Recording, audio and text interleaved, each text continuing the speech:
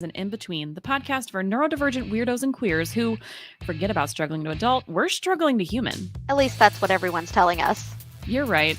Per usual. Hey, I'm Angela, bringing sense to the conversation.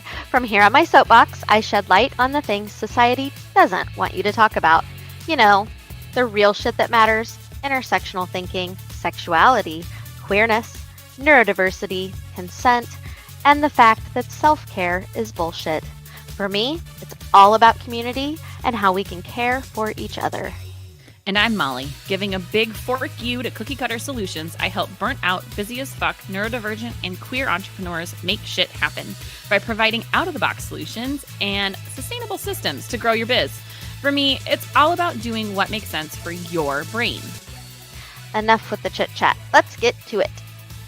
Keep listening, and together we'll explore the drudgery, dreams, and all that shit in between. Get ready to call bullshit on what everyone's saying you should be doing, as we navigate the spectrum between what really matters to you and the shit keeping you from it. Hello, everybody. Angela and I were just behind the scenes laughing because today we're talking about rigidity and how that affects everybody. And I was literally typing in the description of this episode, and at the bottom it says go live. I hit it 5 minutes early and was like, why did I do that? So talk about flexibility. Not so much. Okay. Well, today, like I said, we're talking about rigidity and how that affects every aspect of neurospicy life. This kind of was sparked by the fact that Angela is about to go on a very long traveling adventure. And I know that there's certain things that she needs in order to feel safe and happy and all those things. And so I was like, hey, how's that going?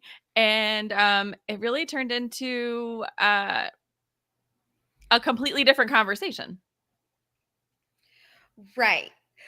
So, I mean, we had a conversation because I talked to Sarah yesterday, who I will be seeing during this time. Oh, by the way, I'll be seeing Molly too, like face to face for the first time ever in our life. I know. That feels really weird to say, actually. It does. Anyway, I'm not going to get stuck on that. Talk to Sarah. Thank you. So yes, I was talking to Sarah, and Sarah is a planner, and started saying, okay, well, I think we're gonna do X, Y, and Z. And I said, you know what, as she was talking about, oh, we're gonna go to this coffee place and we're gonna go to I said, I need you to go ahead and make your plans, but don't talk to me about them. Here's what I need. By the end of the trip, we need to have this done and this done. For me to have a successful trip, I need those things to be done. So that's what I'm going to stick to. Anything else, Sarah, I don't want to know about until the end, unless you want me to specifically put that as something that has to be accomplished. And she was like, okay, good to know. and I explained to her, because she and I are still getting to know each other as people, right? Yeah. By the way, for anybody who's listening, Sarah is the national board chair for Umbrella US, and I'm taking a business trip, and she and I are going to be sitting down, and actually Jessica, our co-founder, is coming as well. So we're going to be sitting down. Yeah, I know. Cool. Right. Do I get to meet her too? Yes, she will be there as well. So yes. So when we have our sit down get together, you will get all three of us. I know, right? It's exciting. We just got the confirmation yesterday that Jessica's coming. So anyway, Sarah was like, that's good to know. And I said, so I started explaining because everybody thinks that I am very flexible and that I am very patient, and I am in a lot of situations. For example, as a teacher, I'm exceptionally patient and flexible in seeing the needs of other people and being able to quickly pivot and accommodate and change things and do what needs to be done. But that's because that's the expectation in that setting. Yeah. Right. And of course, it's taking me a long time to get to know that, because I have myself been like, I'm not rigid. Rigid means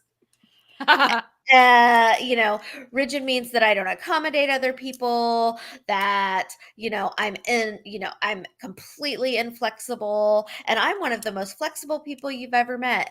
And when I actually get down to it, um, I, I am exceptionally flexible and cognizant of other people's needs. And I am also rigid in certain things, which has caused me significant difficulties in relationships in the past. It's interesting where the rigidity pops up for different people. Most people that I work with, one of the key things that is an issue, and just people in my life too in general, is this rigidity component, because they don't see it as rigidity. Now I'm trouble saying that. We're gonna have extra letters in there by the end of this episode, because they don't see it as that. They see it as, why can't I do this thing? Why can't I get over XYZ? Why do I have to do things this way? I got to try better. Whatever bullshit they're saying. And I find that there is, this is going to sound weird. It's great that you know your rigidity, because you can then adapt and work around it. I find that people are most miserable when they are ignoring or denying that piece of who they are, because you can't accommodate, you can't do things that you're going to enjoy if you're denying the parts that you need. Mm-hmm. And I know when we were prepping, I kind of talked about my kiddo. On the weekends, our schedule is a hot mess because it's the weekend and we can finally accomplish all the things that piled up. And I can't say to my kiddo, hey, we're going to run errands. And that means we're going to the grocery store and we're going to Home Depot and we're going to this place and that place. Because if that changes, Blaine Mm-hmm. cannot enjoy that adventure, because then they're so worked up on, do I get to stay in the car? Do I not get to stay in the car? And then if like Home Depot doesn't have the thing and now we got to go to Lowe's and that's across town and now we have to have lunch, all of these things cause extra frustration and cause the kiddo to get distraught. And so we only announce the things that are concrete no matter what. Pokemon tournament is always at 2:00. That is our anchor moment. Like, Yep. and it's things like that that make it easier to adjust. Like you said with Sarah, like, you're going to meet people and you're going to go to places. That's the only expectation that you need, because beyond that, if it doesn't go according to plan, it's going to dysregulate the shit out of you. Right. Absolutely. And this is I'm actually going to bring in some stuff, because I wanted to look it up and I wanted to provide people with some information, but I'm not quite ready to do that yet. Okay. Here is an example. We're going to go to Texas Roadhouse for dinner. I go to Texas Roadhouse. I have the same meal every time. Mm-hmm. Let's say I get there and they say that their bread machine is down and they're not serving rolls today.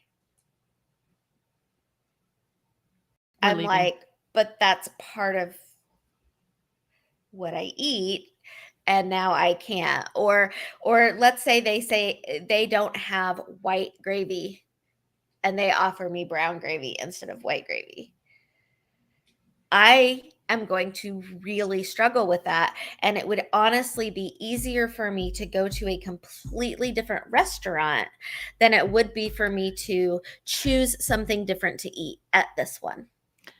I actually have a recent example of this actually happening to me. So I never think of myself as rigid, but we both know that I have my things. And Blaine wanted McDonald's, and I was like, I'm not eating McDonald's for the 8 millionth time this week. And Steven said, what do you want? And I was like, Chipotle. Chipotle is my happy place, and it's right by our house. So I was like, I'll just run in and get it.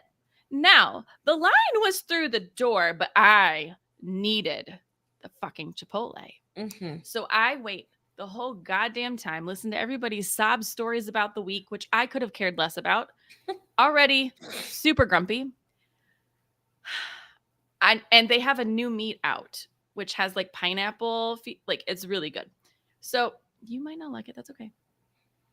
And so I didn't see it anywhere. So while I was in line, I was like, well, if they don't have it, I'll just get the veggie bowl because it has guacamole and it's included. I don't have to pay extra for the guacamole. And I'm just like, the guacamole. Like the whole time I'm in line, I'm thinking about this guacamole and how good it's going to taste. Yep. So I get up to the front and I'm like, I'd like do you have this meat? And she said, no. I said, okay, I'll get a veggie bowl. And I was trying so hard to be nice because it's not her fault. And she was obviously new. And I was like, okay, I'll just get half the rice. I'll get these beans. I get sour cream and cheese and corn salsa and everything and guacamole. And she goes, we don't have any. We're out. And I said, you don't have any guacamole in the entire store. You don't even have the ingredients to make guacamole. No. At that point, first of all, let's just backtrack here. Guacamole is the meat of the veggie thing. Of the veggie bowl. I know, that's exactly what I was thinking is, okay, that should have been announced when you ordered the veggie bowl. When I ordered, you should have said, hey, that's great, but we're out of guacamole. Because I would have said, fuck you, I'm leaving. If you don't have guacamole, I'm out. So at this point, now I'm bipolar. So when I have a shift in emotion, it's like all of the happiness in the world is consumed by a black hole and nothing is left. Just to clarify. So at this point, the black hole has arrived and my emotions are just, and so I'm literally at checkout. Yes, I'll take my bowl. Okay. You know, like just super down. And I get to the car and Steven's like, did you get what you wanted? And I went, they didn't have guacamole. And Steven's like, what? And I literally lost it. Because I had this expectation that I was going to have this very comforting Chipotle that was going to be so delicious. And yes, the bowl is probably going to taste okay, but it's not going to taste the way that I want or expect my Chipotle to. I never order Chipotle without guacamole. I'm sorry. Right. Who does that? Anyway, and I literally cried for 30 minutes. And I felt so stupid crying over a bowl without guacamole. But I was already having a bad day. And it just, so like, even in the sense of rigidity is like, even in a short span of time, if you get excited about something and you expect that, and that's your expectation that that's going to happen, you cry. The amount of times this has happened, and this is where my rigidity comes into, is I might not always have like, I have to have a strict schedule, or like my kiddo has to put undies, then pants, then shirt, and cannot go out of order. Otherwise they get dysregulated. It is always, I get excited about something and then doesn't go well. Like went to Mickey's Merry Christmas party. It rained. I couldn't see any of my favorite characters. I cried the whole time saying my life was ruined. Like, it's just, so those are some alternative examples for people who are like, I'm not like that. well, if you cry because they're out of guacamole, then yeah. So here's an area. It's so funny you were talking about the cry. I personally would not have paid for anything, and I would have left as soon as they said we don't have guacamole. It's like, I'm sorry, that's like ordering chicken without getting chicken. It really was. Yeah, no, not paying for that. Anyway,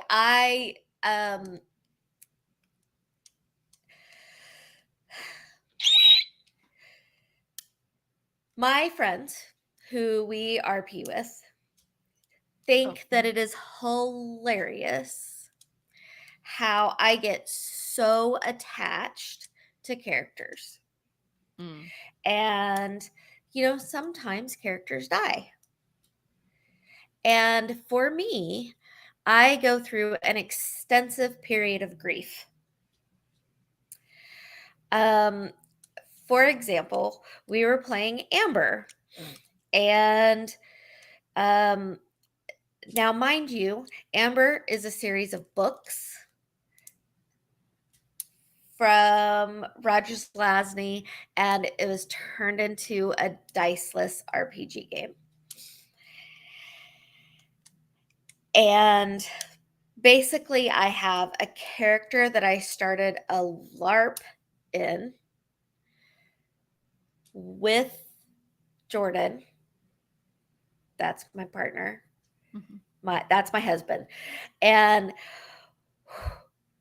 that character basically is what I've recognized is all of my characters are a shadow of that one. Any Amber fans out there will understand what that means. So anyway, we're playing this game. Jordan is the DM. All of my favorite characters from the book were killed, and so was his character, who was my mate. Oh, no. And for 3 hours, while everybody else is playing, I was curled into a ball on the couch, going through rolls of toilet paper because I could not stop sobbing. Now, granted, my character in game would have been somewhat that way from losing their mate. Yes. Who, it was all her fault that he died because he jumped in front of her as she was getting ready to be stabbed. Anyway,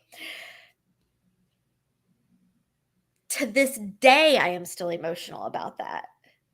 It was just a shadow of his character, by the way. He didn't actually die. But just for anybody who needs to know, my husband was not that cruel. But I'm that way in our games. And if like our last game ended, like that character was retired and we started a new campaign, and I had to go through this period of grief. And I do the same thing when I end a series of books. I only like to read long, like epic series of books so that I can stay with a similar character and storyline and writing style and all of that. And you would think that this would have been something noticed years and years and years ago by a lot of people, including myself, and it wasn't. But these are some of the reasons why, like, you're called difficult, or you're called a brat, or I've been called a brat because it's like, no, or because I've cried because I go to the store to get something and they don't have it.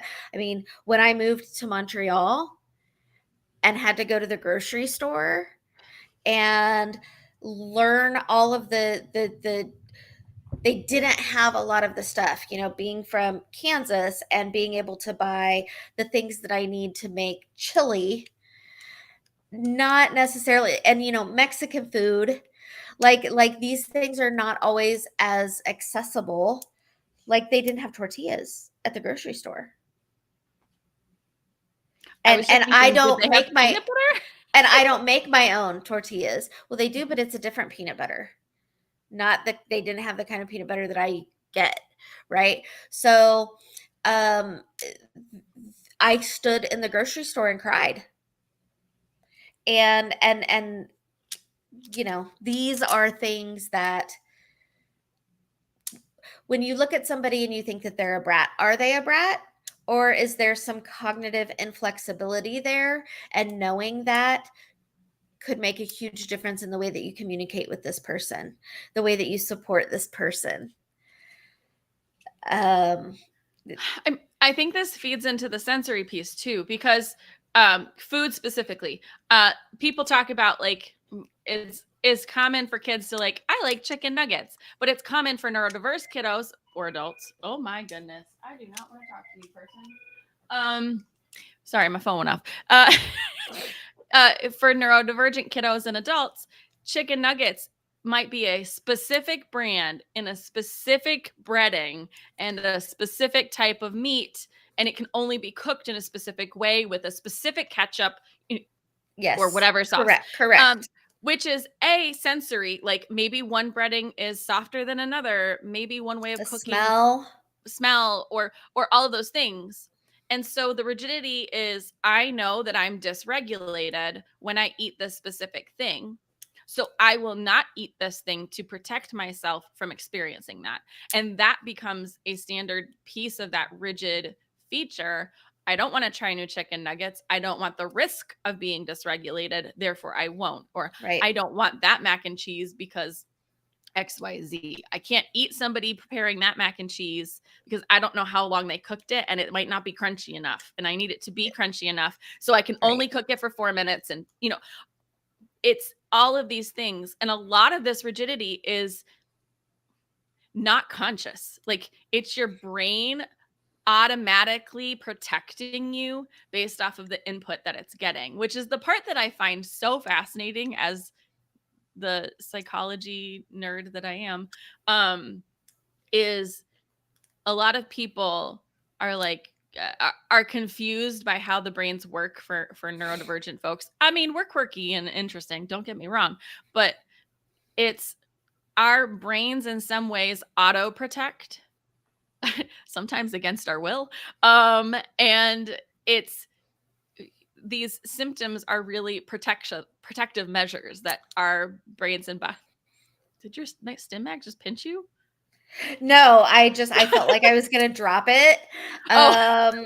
Because I'm trying not to play with it like I normally do because I don't want everybody to hear it. Because I have a new microphone that's more sensitive and I don't want people to hear tick, tick, tick, tick, tick, tick, tick. Yes. Because this is what it sounds like if I'm playing with it the whole time. So I was just Sorry, you jumped and I was like, oh my God, it's something biting you. But so my point is, like, it always fascinates me how, like, I meet people who are not neurodivergent. Can't come up with words today. And they'll be like, I don't like it, but I'll eat it. Yeah. Like, they don't have anything that's like, it's not dysregulating them, and they don't have that protective measure. They might in other aspects, but not in that, where we're like, nope, not doing that. Right. I'm not eating that because I know this is going to be bad for me. And then I'm spiraling for 3 days. Right. And I mean, our brains don't protect everything. Not worth it to me. It is so not worth it to me to do that thing that you're asking me to do. And that's where it comes in, that for us to understand that, because that's the decision that we have to make. Right? Yeah. Like, the decision that I would make is if I were going to Chipotle and they didn't have guacamole and I ordered a veggie bowl, then I have a decision. Okay, do I get chicken instead so that I have the protein that, number one, I'm paying for? And they didn't even discount my meal. Yeah. So like, I would have gone through a thought process to make that decision in order to be able to come out of it and still be regulated. Yeah. But only because I know that about myself, only because I've taken, I've taken the time, effort, and energy to put things in place to allow me to be flexible because I'm not. Yeah. And I want to expand on this a little because this just came to me.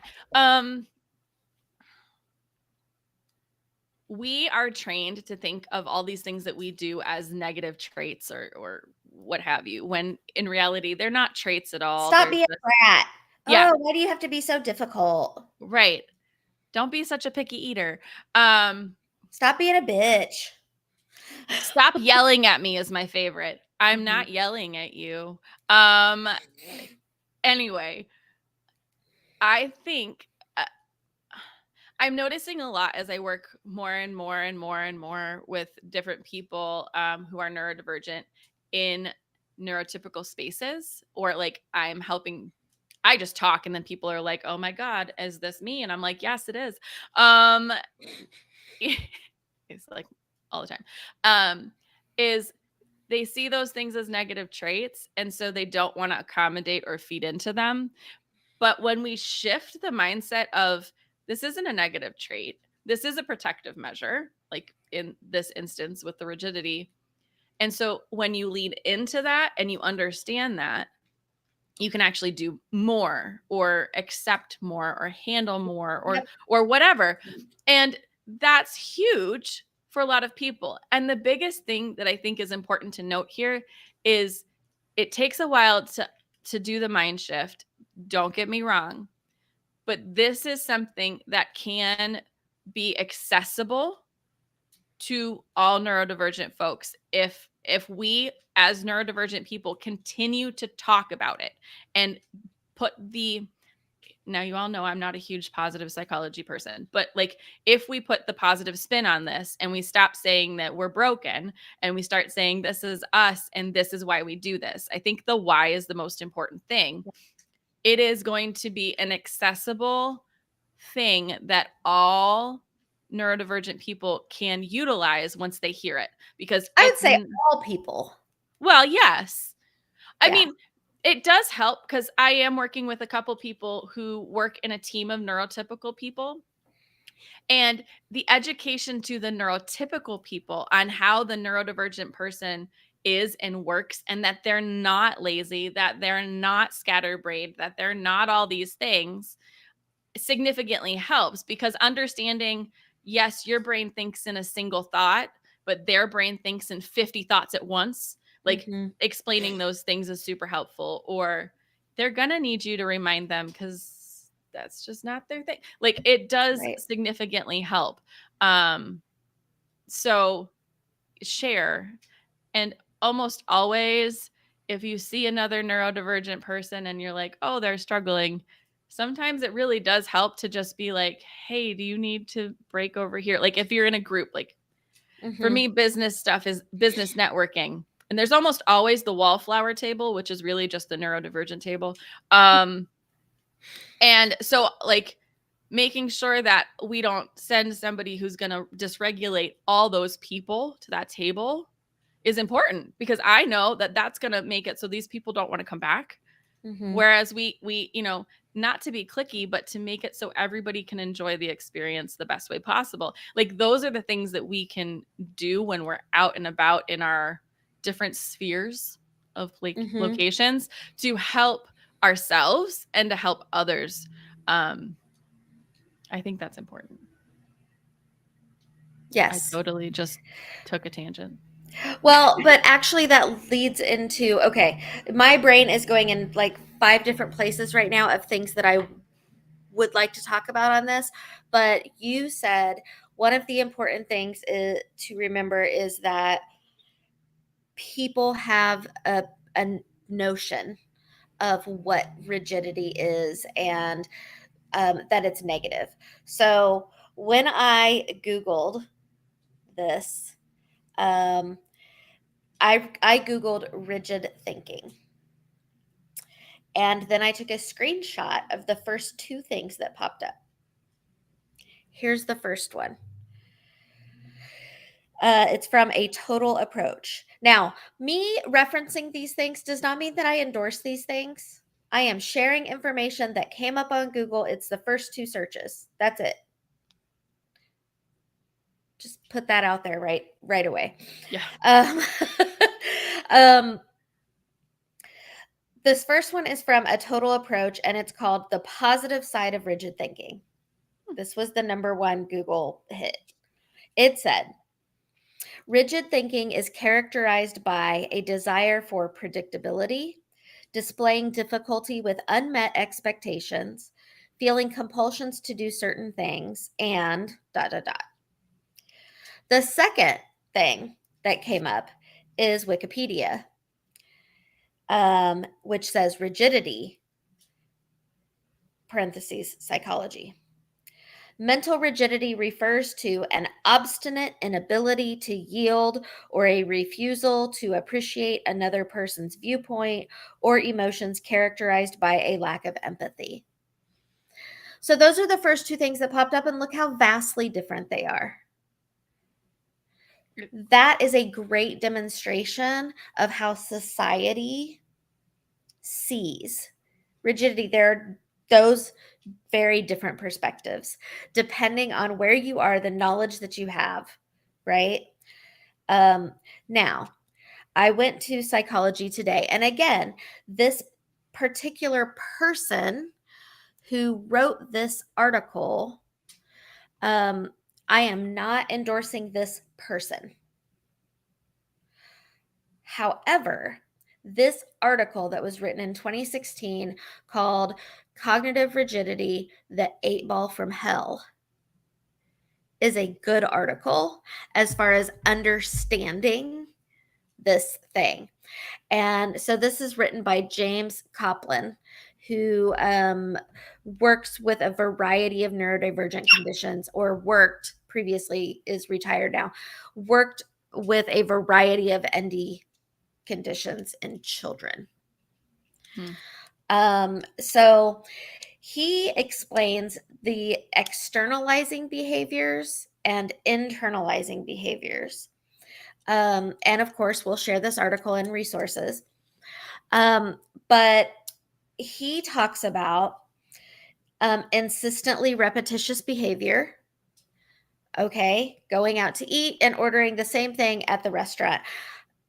Il Vicino, my absolute favorite place to eat in the entire world, and it's only in Wichita, and they have 2 of them, and I only like the first one, the original one, and I've been going there for 20 years now, and in 20 years, I've only ever ordered exactly the same thing every single time, except now I get water instead of wine.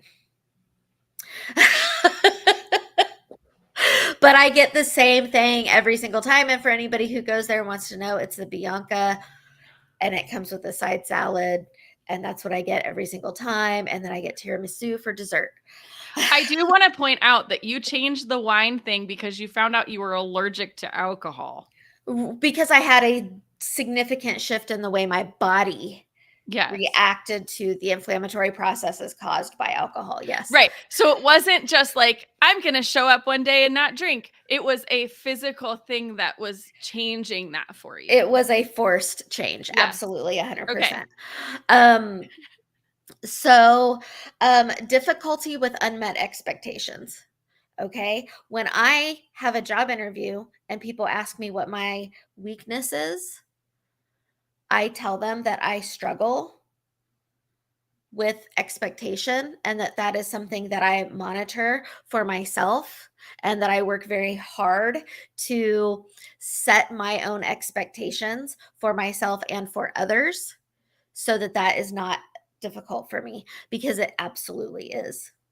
In a previous marriage, because I am no longer married to this person, that was one of the things that they said to me was, you hold exceptionally high expectations for yourself and for other people, and that makes it difficult for you to have relationships. That was a really good thing for them to notice and to say, even though I disagreed with them at the time. Perfectionism. Okay, perfectionism is not always one of those things that people think about when they think about rigid thinking. But hello. It's one of the I don't tell people who tell me they're perfectionists that I'm like, I'm pretty sure you're neurodivergent there, kiddo. Because it really is like it has to follow these rules and everything has to be just the way I expected it to be. And like it's one of the key things of the not specifically DSM things that I look at. Anyway, continue. Yes, absolutely. That perfectionism piece is in there. And again, these are externalizing behaviors. These are the behaviors that can be seen from the outside, that, we exhibit and other people can recognize, or that we can recognize in other people. Compulsions, right? Because rigid thinking is not just an autistic thing. Notice that we have not been saying rigid thinking autism, rigid thinking autism. We've been saying rigid thinking ND because it does occur in a lot of different ND conditions. It is not only an autistic trait. Here's a big one for me: perseveration. Okay. Notice the word persevere is in perseveration. And this is absolutely something that I do, even if I have the best live, I will perseverate after every one of our episodes. Tonight, when I go to bed, I will replay this entire episode in my head. I will think about all of the things that I said, that I didn't say, that I wanted to say, that I wish I hadn't said. And I do that every time I have an interview or something like that. I still do things over stuff that happened last night. I couldn't sleep because of all the things. I was thinking about how when I joined Mary Kay as a 21-year-old, how I should have done things differently. I shouldn't have gotten the big inventory package. I should have gotten the little one. Like for 2 hours, I couldn't sleep. It was terrible. Yep. It's uncontrollable. Yep. And that can happen. Like you learn something new and you think about something the way that you used to think about something, and how, oh, I wish I'd handled this differently. And, it can be very disruptive. Mm-hmm. And then the next thing on this, and this is in parentheses, is agitation, aggression, and what was the third thing? I have to look at this. Agitation, aggression, and self-injurious behavior. These are not, he says in the article, these are not direct expressions of cognitive rigidity. They're the downstream consequences that arise if a person with cognitive rigidity is not able to fulfill his or her rigidly held expectations. And I love that. I love that that is put in this with, okay, so my expectation is that I'm going to go to Chipotle and I'm going to get a veggie bowl, and I'm going to, or I've already planned this out, I'm going to get this new meat that I want to try. And if they don't have it, then I'm going to get a veggie bowl. And then I find out that they don't have guacamole. So now my plan B isn't going to work. Now I am agitated. I'm perhaps being aggressive to somebody. Molly actually pulled that back, and instead of being aggressive, sucked that into herself and just became, But that's where the ideation comes in as well. Like that self-harm scenarios. Yes. Whether you have intent to follow through on these things, that's not the part that I'm talking about. The part where you just can't stop thinking about it. For some people with severe depression, that as a symptom of other things, like that's what you're talking about, like the secondary consequences of this. And for me, that's how that plays out. Is I might not be outwardly aggressive, although I've chucked a Wii remote at a few people in my past. Like it's like as a kid, I used to kick people. You just kick the shit out of people, but literally like kick them. But now it's just this ideation that like is uncontrollable, which I don't think a lot of people really talk about that component ever. And it's for me and a lot of people in my neurodivergent circle, like that is a really troublesome symptom of all the things. Yeah. Well, and let's look at that self-injurious behavior piece, right? That does not always have to be a thought out thing. It doesn't have to be a purposeful thing. I scratch the back of my head. I see you shaking your head because you've seen me do this. When I get agitated, it happens in a couple different areas. If I get agitated or if I get really, really, really into something and it's going a little differently than I'm expecting, like reading a book or something, and I'm thinking it's going to go this way and it goes that way or whatever, I scratch the back of my head and I don't recognize that I'm doing it. And I will do it until I bleed. I was laughing because I do the same thing. It's always funny when we find out we do the same thing. Angela and I are creepily the same and different at the same time.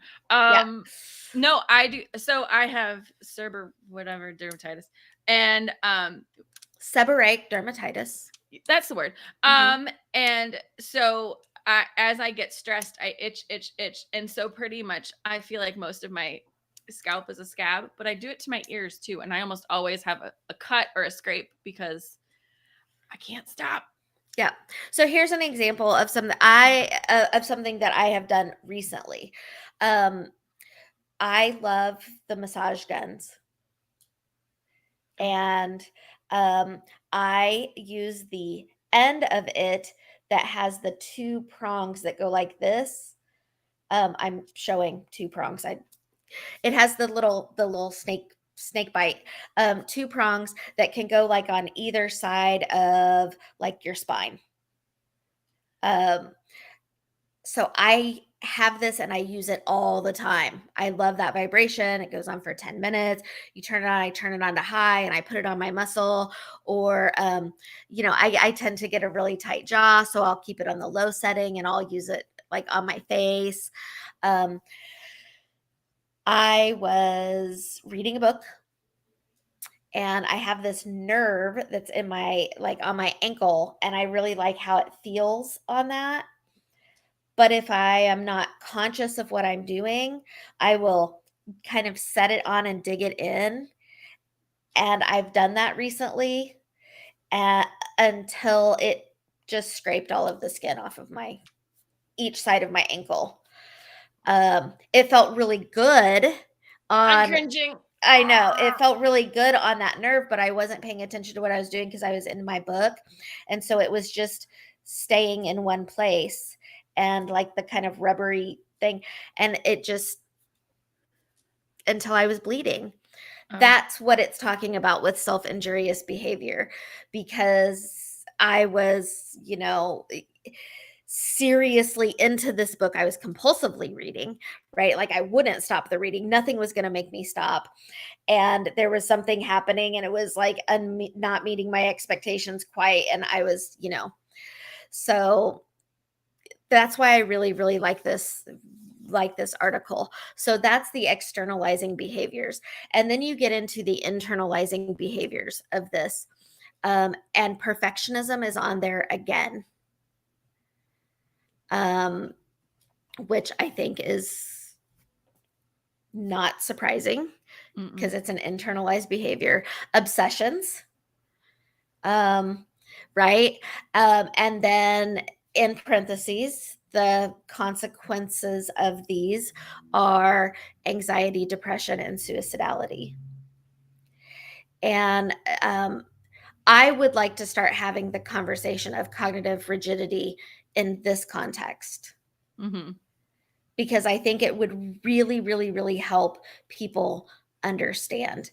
When I look at this and I look at the difficulty with unmet expectations, and I can start understanding the difference between I know my dog Alfredo is stretching in the background. It looks like he's howling at the moon. It is really cute. I just thought it was funny he made an appearance. He doesn't normally. Right? Like he's like, oh. So that managing those expectations, understanding the difference between standards and expectations, and then being able to communicate those, recognizing them in yourself, being able to communicate them with others. It really can help you in relationships, which is important to everybody, even people who don't want to have maybe romantic relationships. It helps you in any other relationship that you have with any other human being, because managing our expectations with other human beings can be difficult and then can cause problems with communication and break down relationships that don't need to be broken down. We just need to have this understanding of each other, and be able to manage those expectations, which helps us manage a lot of this other stuff as well. Agreed. I had a thought and then I lost it. It's one of those days. Yeah. I don't know. I think maybe we should close there because I feel like there's 3 other episodes in us on different things in here. Mm-hmm. And we're already at 46 minutes. So it goes by fast. It does go by fast. So, okay, last thoughts then on rigidity, Molly. Yeah, I think I'd like people to look at the rigidity in a different light, and kind of use it as a tool and understand it and start accommodating it instead of making it accommodate you, because that's not going to be fun. It for sure. And taking catalog of all the things that might be your rigid things. Like how are you looking at things and how are they rigid? And which ones and just understanding how those play into your life, I guess, is how I'm saying what I'm trying to say. Because a lot of us need tangible evidence of things. And until we write it down or talk about it and say it out loud, those are abstract things, which some of us might do great at and some of us might not. And so by writing them down or sticky noting them or drawing pictures of how they affect, however you process information, I would suggest that you do that to try and understand yourself more. And I will just piggyback off of that, because here is a concrete example of that. Prior to my understanding of autism and that I am autistic, I believed that my lack of wanting to schedule and organize things was because of ADHD and that I couldn't. And that is the furthest thing from the truth for me, because I actually am very good at structure and and scheduling and having things in order and organizing. However, because my expectations, because I could not manage my expectations in those areas, it caused me such a significant dysregulation. I lived a majority of my life, almost 40 years of my life, believing that I couldn't do that,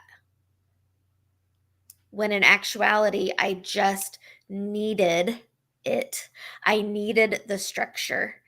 I needed the organization in order to be regulated. And it was my environment and the people around me causing, and our lack of understanding of that was causing significant distress for me and for them.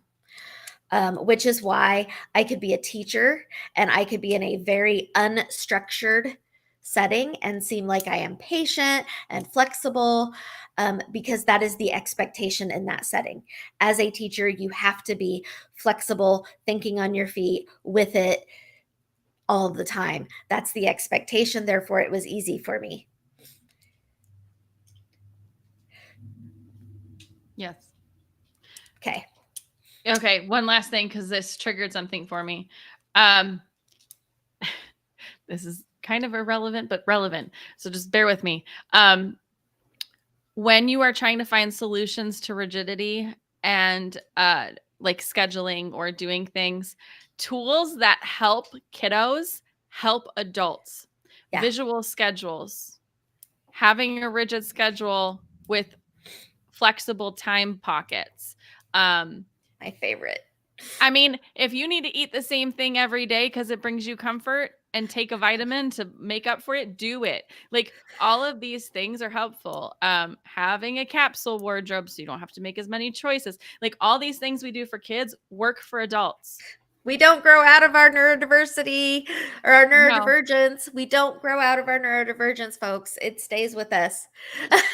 Yes. So I just want to remind you that if something worked really well as a kid and you thought you outgrew it, try it again.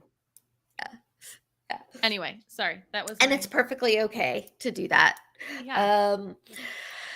Thanks for listening to Drudgery, Dreams, and In Between, a weekly live podcast coming to you every Tuesday at 9 a.m. Central, 7 a.m. Pacific. If you're catching this live on YouTube, be sure to subscribe to our channel for updates when we're back here next week. For all you podcast geeks, subscribe on your favorite podcast app. If you'd like to support the podcast, be sure to leave a rating and review and share with your friends. To catch all the latest from us, visit us at drudgeryanddreams.com and follow on your favorite social media platforms at Drudgery and Dreams. Thanks again. See you next time. See ya.